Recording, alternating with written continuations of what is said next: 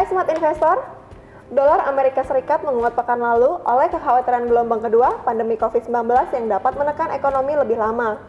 Sementara, kasus COVID-19 di dunia meningkat lagi menjadi lebih dari 4,6 juta dari sekitar 4 juta orang pekan lalu. Sementara, di Amerika Serikat kini sudah hampir mencapai 1,5 juta kasus, meningkat dari 1,3 juta pekan lalu. Seperti biasa, kita akan bahas bagaimana prospek pasar sepekan ke depan. Nah, Pak Remen, bagaimana update pasar terkini, Pak?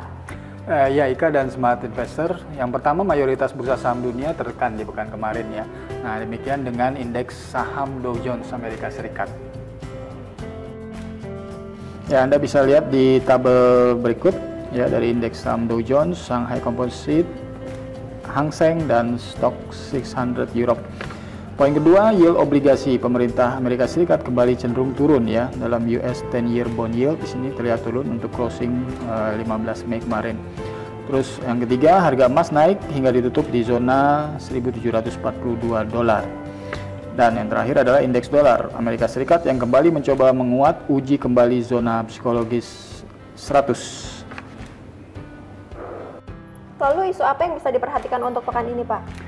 Ya, sentimen positif dari relaksasi ekonomi kini harus berhadapan dengan yang pertama adalah kekhawatiran gelombang kedua pandemi COVID-19.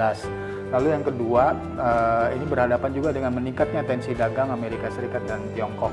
Dan yang ketiga adalah kekhawatiran kembali dari isu Brexit yang muncul lagi. Nah, akibatnya prospek pemulihan ekonomi dikhawatirkan akan berjalan semakin lamban ya. Dan masih ada tekanan lebih buruk ke perekonomian di kuartal 2 2020 khususnya. Untuk aset apa yang bisa diperhatikan, Pak? Ya, yang pertama saya lihat di sini pound sterling dolar ya.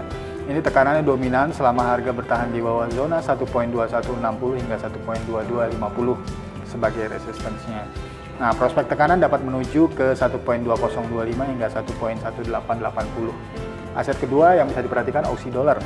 Nah, rebound berpotensi terbatas di zona 0.6500. Dan tekanan dapat dominan dengan menembus support penting jangka pendek ini ada di 0.6380. Lalu di harga emas yang ketiga ya asetnya, ini keluar dari zona konsolidasi dari pola triangle.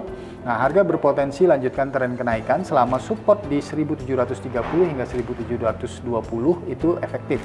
Arah kenaikan ini dapat menuju ke kisaran 1.800 dolar. Baik, Pak Remen, terima kasih. Ya, sama-sama Ika. Nah, Smart Investor, yang tetap perlu kita perhatikan adalah kekhawatiran ekonomi masih belum hilang meskipun sudah ada relaksasi ekonomi. Semoga ulasan ini dapat menjadi informasi yang berguna dan sekaligus dapat menjadi peluang untuk Anda. Dan jangan lupa subscribe, like, and share video ini, dan sampai jumpa.